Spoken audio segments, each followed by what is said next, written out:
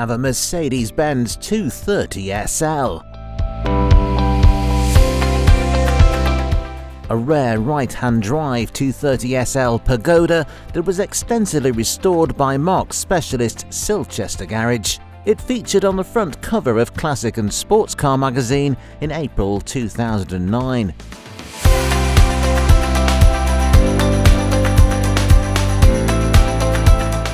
It's been regularly maintained and serviced by leading Pagoda specialist Roger Edwards Motors. It's finished in a stunning combination of horizon blue with a dark blue upholstery.